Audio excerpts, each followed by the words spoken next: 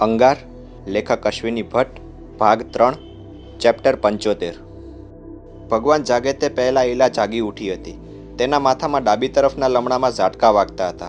તેણે મહા મહેનતે આંખ ઉઘાડી। તેનું શરીર જકડાઈ ગયું હતું। જમણો ખભો અને હાથ દુખતા હતા। તે કાર્પેટ પર જ સૂઈ ગઈ હતી। તેણે ભગવાન તરફ જોયું। ભગવાન તેની સોફા ચેરમાં જ ઊંઘતા હતા। તેમના ખોળામાં પેડ પડ્યું હતું। આંગળીઓ વચ્ચે જાણે કે ભરાઈ ગઈ હોય તેમ પેન્સિલ પકડાયેલી હતી।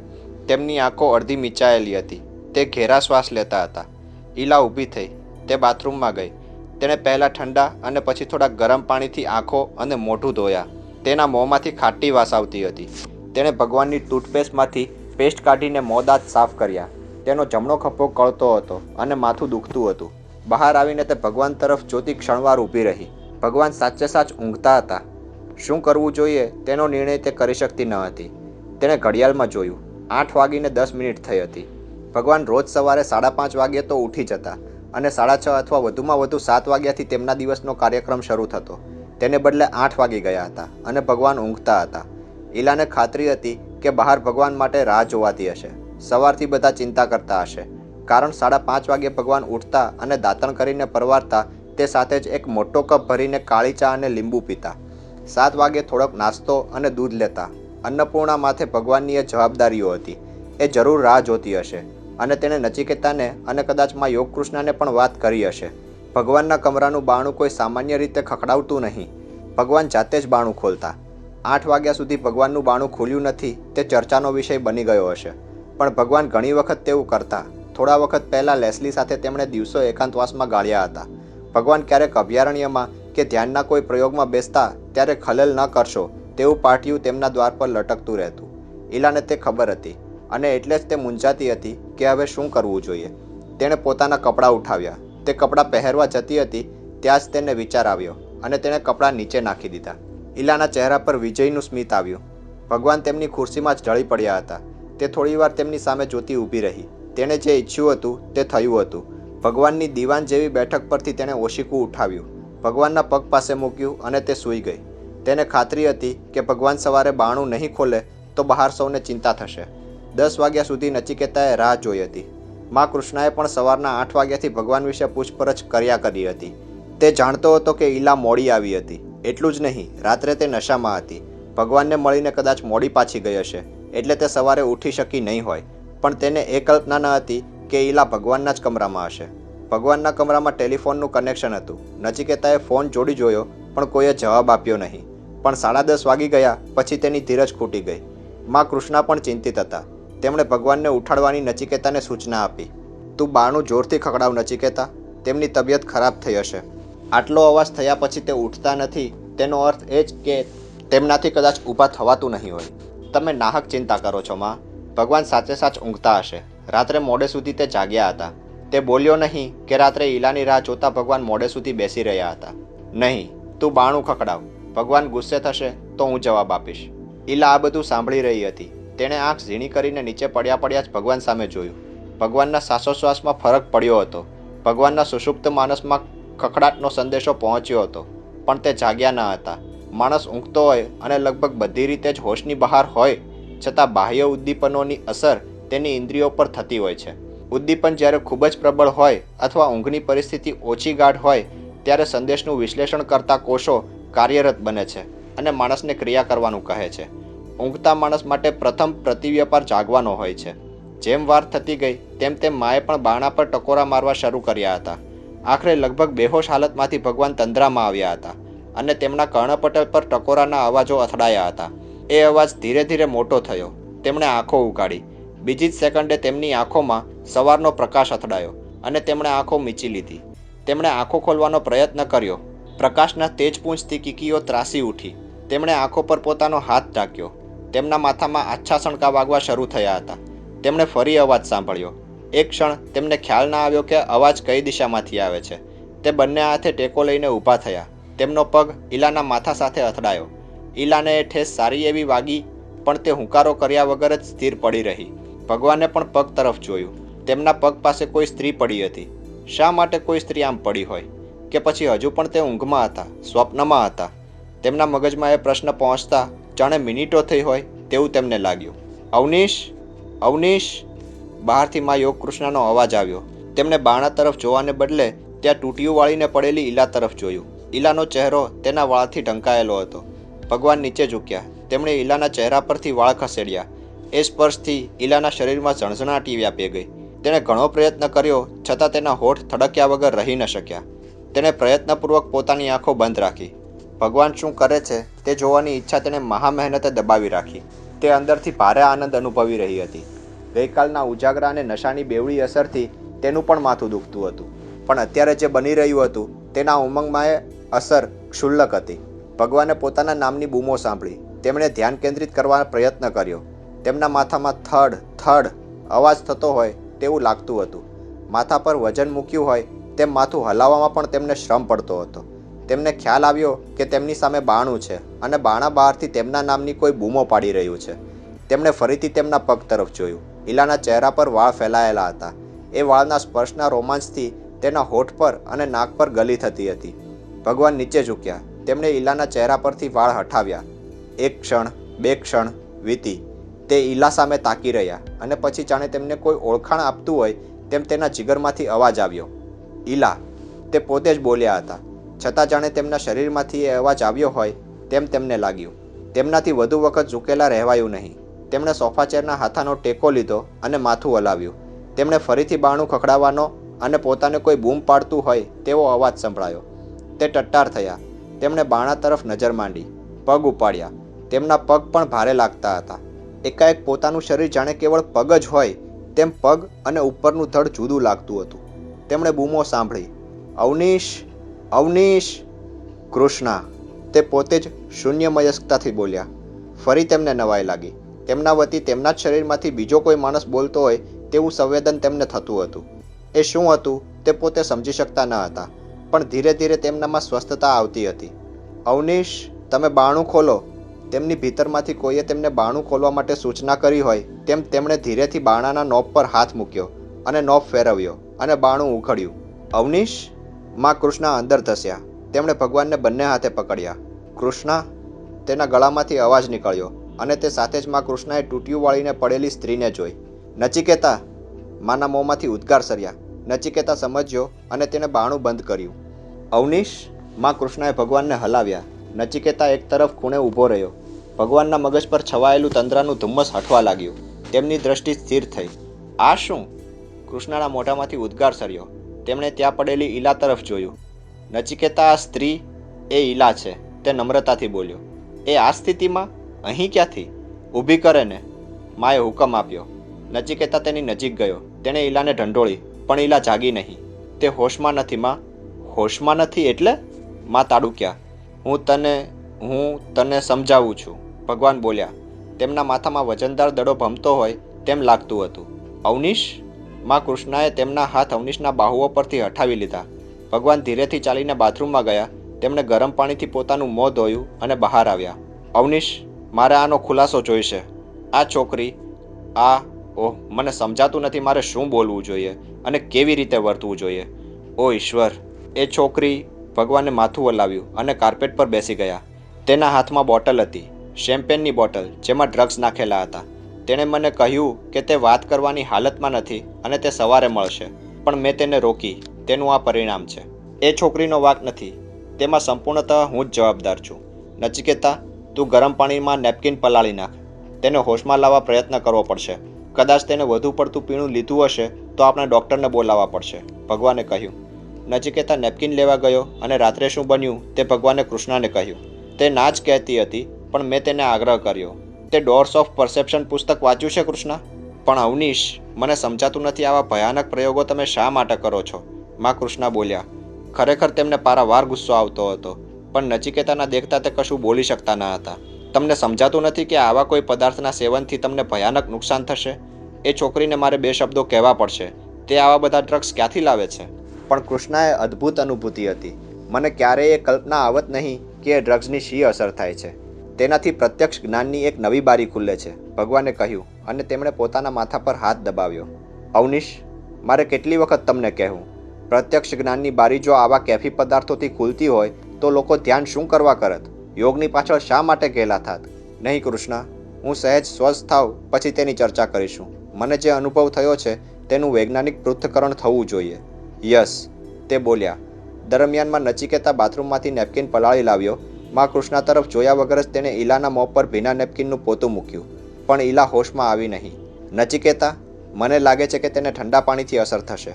એ છોકરીએ વધારે પડતું પીધું હતું. ભગવાન બોલ્યા. માં કૃષ્ણાના દિમાગમાં ખિન્નતા વ્યાપી હતી. થોડી વારના પ્રયત્ન પછી ઈલા જાગી હતી. તેણે રૂમમાં થયેલો સંવાદ બરાબર સાંભળ્યો હતો, એટલે તેને અભિનય કરતાં કોઈ તકલીફ ન થઈ. તેણે આંખ ઉઘાડી. આંખો સ્થિર ન થતી હોય તેવો ડોળ કર્યો. તેણે પણ રાતના પીધેલી શરાબથી હેંગઓવર આવ્યો હતો અને તેના માથામાં સણકા વાગતા જ હતા. પરિણામે તેને નાટકીય બનવા માટે વધુ પ્રયત્નની જરૂર ન હતી. થોડી વારના પ્રયત્ન પછી તે જાગી ઉઠી હોય તેમ તેણે માં કૃષ્ણા અને નચિકેતા તરફ જોયું અને હબક ખાઈ ગઈ હોય તેમ તેણે પોતાના શરીર પર ચાદર વીંટાળી અને ઊભી થઈ. થોડુંક લથડિયું ખાધું અને બોલી, ઓહ નો, ઓહ નો, અને તે દોડતી બાથરૂમ પણ ચાલી ગઈ. નીરજની હાલત વિચિત્ર હતી. તેના મગજમાંથી શચી ખસી જ શકતી ન હતી. કવિ મૈનાકના પ્રવચનો બાલ્ટીમોરમાં અને મેરીલેન્ડના બીજા કેટલાક કેમ્પસમાં યોજાયા હતા. તેણે શચીનો ફોન પર સંપર્ક કરવાનો પ્રયત્ન કર્યો, પણ તે બાલ્ટીમોરથી નીકળી ગઈ હતી. તે લોકો ત્યાંથી ફ્લોરિડા જવાના હતા. તેમના કાર્યક્રમમાં 2 ફેરફાર કરવામાં આવ્યા હતા. તેણે ફ્લોરિડામાં પણ ફોનથી શચીનો સંપર્ક કરવાનો પ્રયત્ન કર્યો, પણ તેને કામયાબી મળી નહીં. તે ભારે ઉદ્વિગ્ન રહેતો હતો. અલબત્ત તેને ખબર હતી કે શચી ન્યૂયોર્ક આવ્યા વગર રહેશે નહીં, કારણ મધ્ય અમેરિકામાં અને દક્ષિણમાં પણ તેમને જવાનું હતું. પણ તેને ખબર ન હતી કે શચીએ બાલ્ટીમોર મેરીલેન્ડ સ્ટેટ યુનિવર્સિટીના કેમ્પસમાં થોડો વધુ વખત રોકાવાનું નક્કી કર્યું હતું. કવિ મૈનાક ટૂર પર જાય તે દરમિયાન તેને ફેકલ્ટી ઓફ ઓરિએન્ટલ સ્ટડીઝ દ્વારા શરૂ કરવામાં આવેલા 6 અઠવાડિયાના કોર્સ માટે ઇન્ડિયન ફિલોસોફિકલ સ્કૂલ્સ વિશે પ્રવચન અને શિક્ષણ આપવા માટેની ઓફર કરાઈ હતી. શચી માટે એ ગર્વની વાત હતી અને કવિ મૈનાક પોતે તો એવું ઈચ્છતા હતા. હકીકતમાં તેમણે જાતે જ પ્રોફેસર પીટર શોનેલને વાત કરી હતી. શોનેલ માટે એ ગોઠવવું સહેલું હતું. વળી શચી તેને માટે પૂરી લાયકાત ધરાવતી હતી.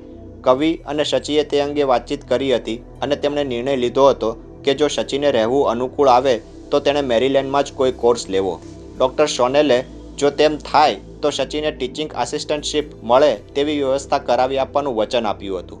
ડૉક્ટર શોનેલ કવિ મૈનાકથી ઘણા પ્રભાવિત થયેલા માણસ હતા અને તે જ્યારે ઇન્ડિયા આવેલા ત્યારે કવિએ તેમને ઘણી મદદ કરી હતી. કવિ જ્યારે ન્યૂયોર્ક રવાના થયા ત્યારે શચી ખરેખર તેના કામમાં પોરોવાઈ ગઈ હતી. અલબત્ત તેને માટે અહીંની દરેક ચીજ નવી હતી, એટલે તેને વધુ જાણવાનો અને જોવાનો અદ્ભુત રસ પડતો હતો. કવિ ન્યૂયોર્ક કેવળ વીકેન્ડ માટે રોકાવાના હતા. સોમવારે તો તેમને પાછું નીકળવાનું જ હતું. નીરજ તેમને મળવા તો આવ્યો હતો, પણ તેનો ઉત્સાહ ઓછો થઈ ગયો હતો. તેણે ધાર્યું હતું કે કવિની સાથે શચી આવી હશે.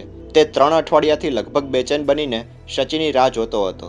તેણે છેક ફ્લોરિડા સુધી ફોન દ્વારા તેની સાથે વાત કરવા પ્રયત્ન કર્યો હતો. તેની પાછળ તે કેવળ વિવેક ખાતર જ ગયો ન હતો. શચી પર તેની કોઈ પ્રતિકૂળ છાપ પડે તેવું તે ઈચ્છતો ન હતો.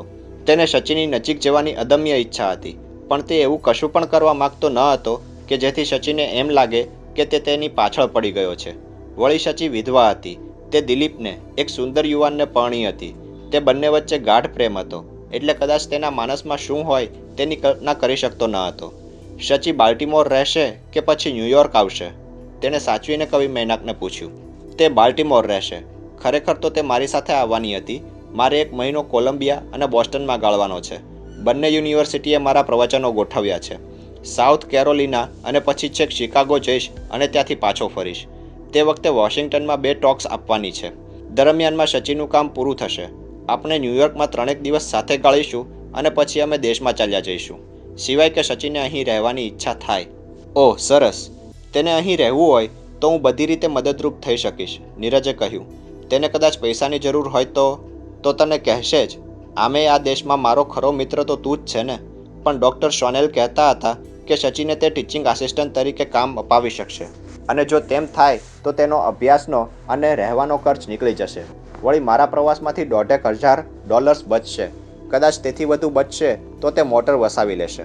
ઓહ, ગાડીની તમે ચિંતા ન કરતા. મારી પાસે બીજી ગાડી છે અને હવે તે વપરાતી નથી, નીરજે કહ્યું. તે હું શચીને પૂછી જોઈશ. મારે તેનો નંબર જોઈશે, તેણે કહ્યું, અને કવિ મૈનાકે તેનો નંબર આપ્યો. શચી માટે યુનિવર્સિટી કેમ્પસમાં કોઈક વિદ્યાર્થીની સાથે રહેવાની વ્યવસ્થા કરાઈ હતી. કવિએ નંબર આપ્યો તે સાથે નીરજે કહ્યું, આજે હું તેને ફોન કરીશ. આમેય તેણે મને કામ સોંપેલું જ હતું. શું કામ? ભગવાન અવનીશનો ફોન નંબર અને સરનામું જણાવવાનું, નીરજ બોલ્યો. કવિ મૈનાક થોડીવાર ચૂપ રહ્યા. પછી તેમણે પૂછ્યું, અવનીશની ફિલોસોફીમાં તું પણ માને છે? નહીં. તદ્દન સાચું કહું તો મને પોતાને જ્યારે ખબર પડી કે શચી અવનીશથી પ્રભાવિત થયેલી છે ત્યારે મને સહેજ નવાઈ લાગી હતી. મને અવનીશના તત્વજ્ઞાનનો કે તેમની વિચારસરણીનો ઝાઝો પરિચય ન હતો, પણ શચીએ જ્યારે મને કહ્યું ત્યારે મને લાગ્યું કે શચી જેવી વિદુષીનો આવો વૈચારિક પ્રતિભાવ હોય તો ખરેખર એ માણસમાં કંઈક હોવું જોઈએ, નીરજે કહ્યું. અને એટલે જ હું તેમના થોડાક પુસ્તકો લઈ આવ્યો. સાચું કહું તો 2 અઠવાડિયાથી હું તે જ વાંચી રહ્યો છું. અચ્છા? કવિ મૈનાકે ઉદ્ગાર કાઢ્યો. એ ઉદ્ગારમાં તાતસ્થ્ય હતું.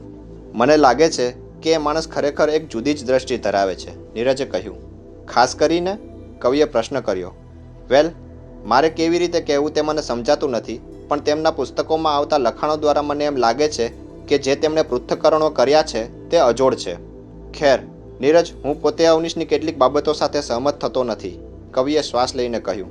તેનું કારણ એ નથી કે તે રૂઢિચુસ્ત ધર્મ, રટમાં પ્રવેશી ચૂકેલી સમાજ રચના કે વર્ષો પુરાના નીતિમૂલ્યોનું ખંડન કરે છે, અથવા તો પ્રાર્થના, ધ્યાન, યોગ, ભક્તિ, ઈશ્વર વિશે તેમના ખ્યાલો જૂના ખ્યાલો કરતાં ભિન્ન છે, અથવા તે સેક્સને, પુરુષ સ્ત્રી વચ્ચેના સંબંધોને જુદી રીતે મૂલવે છે. તો પછી તમે શા માટે સહમત થતા નથી? તેના સામાન્ય અને વિશિષ્ટ કારણો છે. સામાન્ય કારણ એ છે કે ખંડનાત્મક દ્રષ્ટિકોણથી બધું જ જુએ છે, અને વિશિષ્ટ કારણ એ છે કે અવનીશનું કોઈ પણ પુસ્તક, કોઈ પણ પ્રવચન કે કોઈ પણ વિચાર મૌલિક નથી. શું? નીરજે કંઈક આઘાતથી પૂછ્યું. તમે ચોંકાવનારી વાત કરી રહ્યા છો. તેમનું દ્રષ્ટિબિંદુ ખંડનાત્મક છે તે સહેજ સમજમાં ઉતરે તેવી વાત છે, પણ મૌલિક નથી તે મારા દિમાગમાં ઉતરતું નથી.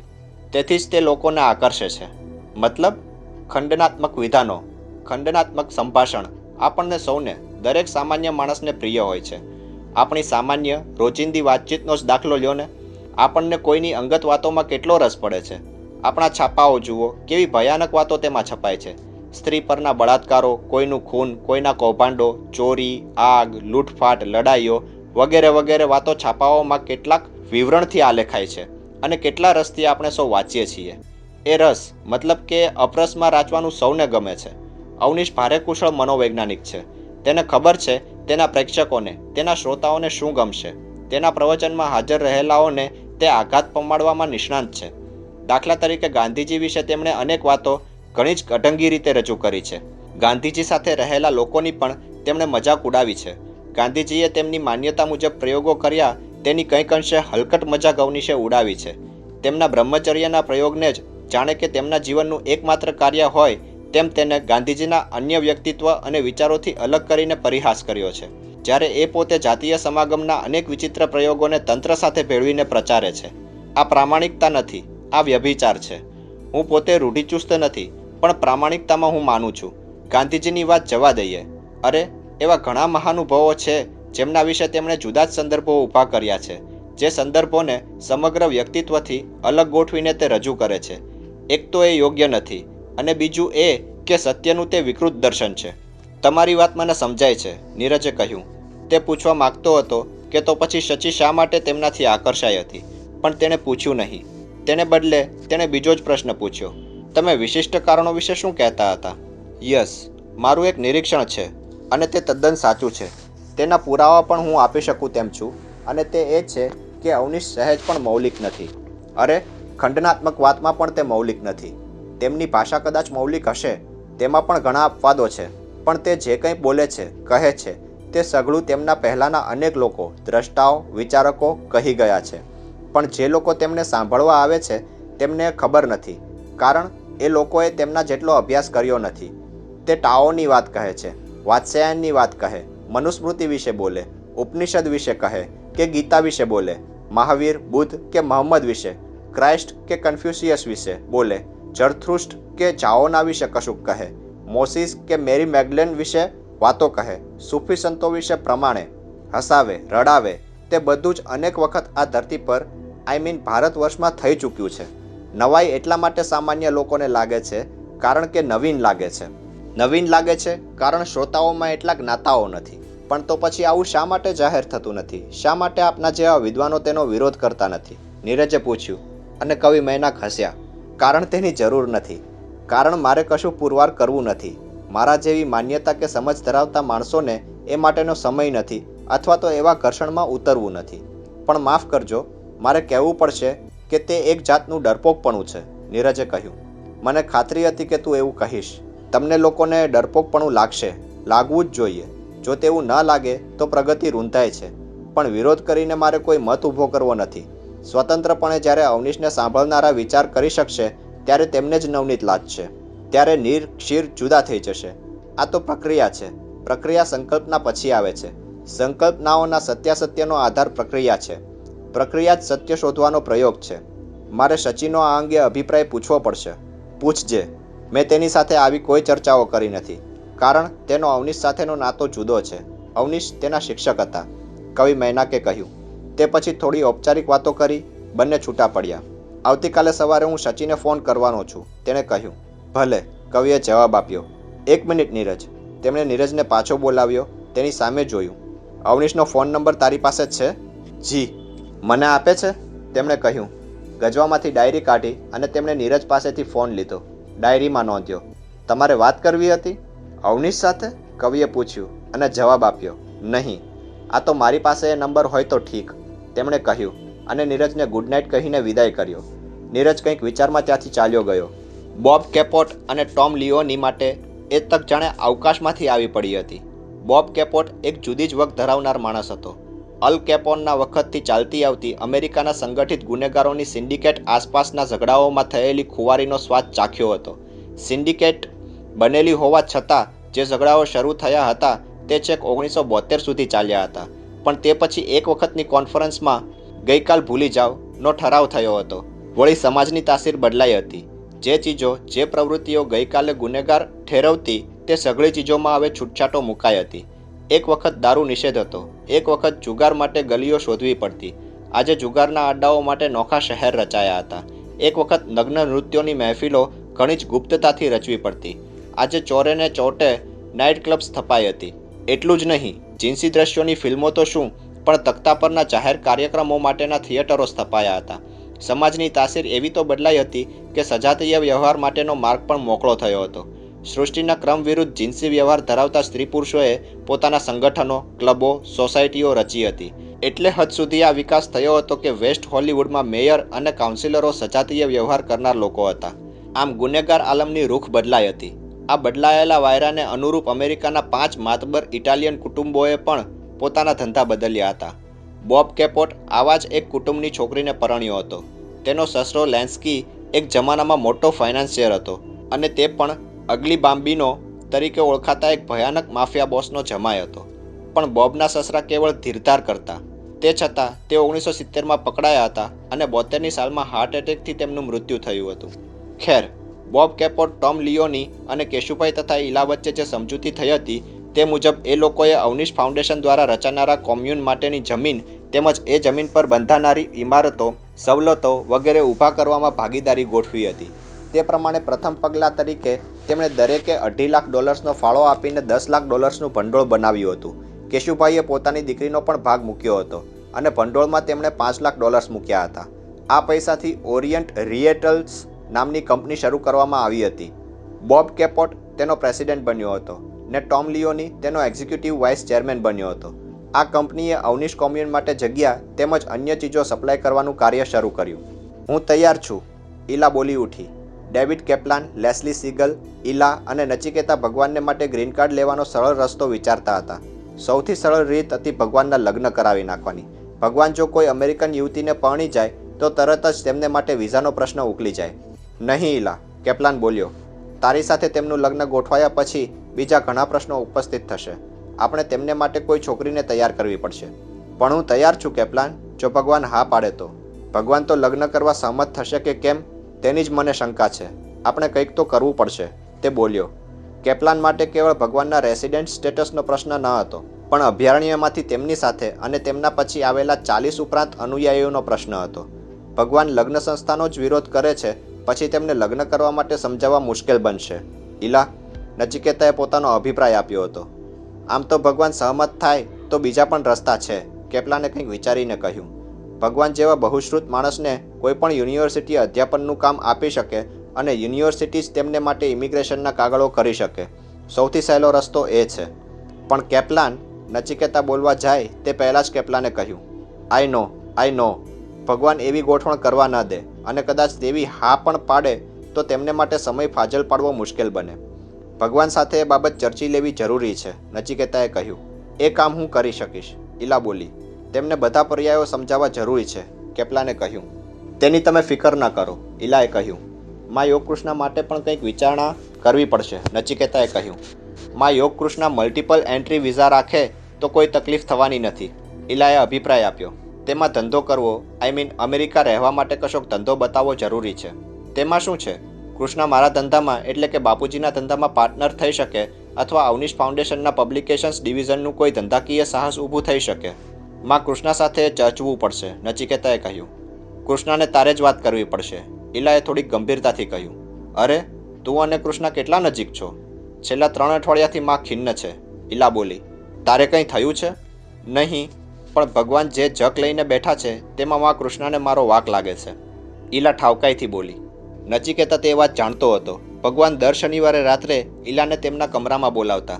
રાત્રે 9:30 વાગ્યા પછી ભગવાનના કમરા પર પાટિયું લબડતું, ડોન્ટ ડિસ્ટર્બ, અને એ પાટિયું રવિવારે 4 વાગે અડતું.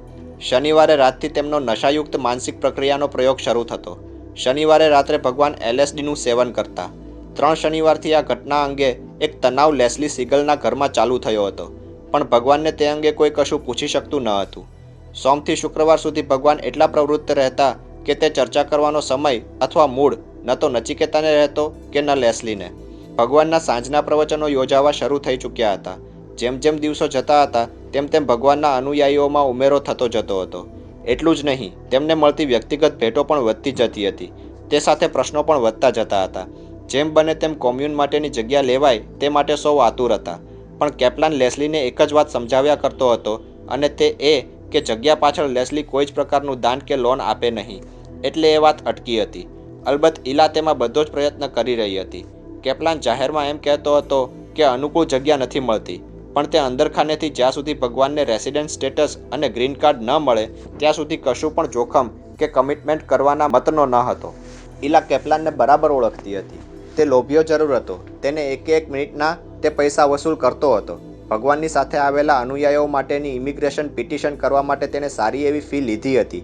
તે છતાં ઈલાને 2 વાત સ્પષ્ટ સમજાઈ હતી કે કેપ્લાન પોતે કોઈ જવાબદારી લે તેવો ન હતો. એટલું જ નહીં, તેના પોતાના કાયમી અસીલોમાંથી કોઈને પણ કાયદાકીય જોખમોમાં કે આર્થિક જવાબદારીઓમાં સંડોવા દેવા માગતો ન હતો. ઈલા માટે આ આનંદની વાત હતી. તેથી જ તેણે એક બીજો મોરચો રચવા માંડ્યો હતો. તેમાં હિંમતની જરૂર હતી. એ હિંમત કરનાર માણસો પણ તેણે શોધી કાઢ્યા હતા. બોબ કેપોટ અને લિયોનીની ટુકડીએ એ કામ ઉપાડી લીધું હતું. લિયોની તો એમ પણ કહેતો હતો કે ઇમિગ્રેશનનું કામ પણ તે ઘણી સરળતાથી પાર પાડી શકે તેમ છે. તેમાંય જે અનુયાયીઓ યુરોપિયન દેશોમાંથી આવે છે તેમને માટે તો ચપટી વગાડતામાં લિયોની બધો બંદોબસ્ત કરી શકે તેમ હતો. પણ ઈલાએ તેને એ કામ સોંપવાનું યોગ્ય ધાર્યું ન હતું. કોમ્યુન માટેની જગ્યા અને તેને માટે જોઈતા નાણાં ઊભા કરવાનું જ કામ તેમણે કરવાનું હતું. એક વખત તે થઈ જાય પછી લિયોની અને બોબ બંનેને સારો એવો તડાકો પડવાનો જ હતો. કેપ્લાન પોતે સમજતો હતો કે કોમ્યુન માટે ભગવાનની સંકલ્પના જેવું આયોજન કરવાનું હશે તો લાખો ડોલર્સની સોદાબાજી જમીનમાં થશે, પણ તે ધરતી જોઈને પગ મૂકવાના મતનો હતો. ભગવાનની અમેરિકન ઇમિગ્રેશનની ગૂંચ કેવી રીતે ઉકલવી તેની ચર્ચા થતી હતી. તે દરમિયાન જ ઈલાએ વાત કાઢી. કેપ્લાન, આપણે જગ્યા માટે ઉતાવળ કરવી પડશે. એક વખત ફાઉન્ડેશનનું અને કોમ્યુનનું કામ શરૂ થઈ જાય તો આપણને બધું વ્યવસ્થિત કરતા ફાવે, તેણે સાચવીને કહ્યું, અને ઉમેર્યું, આવતા અઠવાડિયે હું નેવેડા, એરિઝોન, ઓરેગોન અને ઉહાટમાં જમીનો જોવા જવાની છું. જમીનો જોવા? કંઈક આશ્ચર્યથી કેપ્લાને પૂછ્યું. યસ, બાપુ કેશુભાઈને કેટલીક ઓફરો મળી છે, પણ ભગવાનને કઈ જગ્યા વધુમાં વધુ અનુકૂળ આવશે તે નક્કી કરવું પડશે. અચ્છા, આમ તો મેં પણ કેલિફોર્નિયામાં થોડી રેન્ચલેન્ડ જોઈ છે, કેપ્લાને કહ્યું. તે પણ આપણે જોઈશું. અને કેપ્લાન, જ્યાં સુધી હું બાપુજીને મળેલી ઓફરવાળી જગ્યાઓને જોઈ ના આવું ત્યાં સુધી તારે પણ કોઈને આ વાત કહેવાની જરૂર નથી, ઈલાએ સૂચન કર્યું. તેનું બીજું કારણ નથી, પણ એક વખત જો રિયલ એસ્ટેટના બજારમાં વાત બહાર આવશે કે આપણે 40,000 થી 50,000 એકર જમીનના લોટ્સ લેવા માગીએ છીએ તો રિયલ્ટર્સ ભાવ વધારવા કે અંદર કૂદી પડવા તૈયાર થશે. પણ તે હું નહીં કહું તો પણ થશે જ, કેપ્લાને કહ્યું. અને બીજી વાત, એટલા પૈસા ક્યાંથી આવશે? કેવી રીતે આવશે તેમ પૂછે છે, ઈલાએ હસીને કહ્યું. કેપ્લાન તેની સામે જોઈ રહ્યો. ભગવાન કોઈ સામાન્ય માણસ નથી. તને ખબર છે અત્યાર સુધીમાં કેટલા ડોલર્સ ભેટ રૂપિયા આવ્યા છે? અને ચીજો? તું મને પૂછે છે?